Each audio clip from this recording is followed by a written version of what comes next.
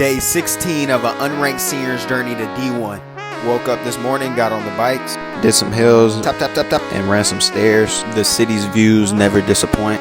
Then I got some push-ups in, was real hungry, had some breakfast, chilled for a second, and then got into the second workout. Had to get some stretching in, very important. Hopped on the weights, did some sit-ups and stuff. My backyard setup is too tough. Then got some shots in at my brother's practice. Thank you, Mom, for rebounding. Quote of the day: you will not grow if you do not experience being uncomfortable. See y'all tomorrow, day 17 and 3 out.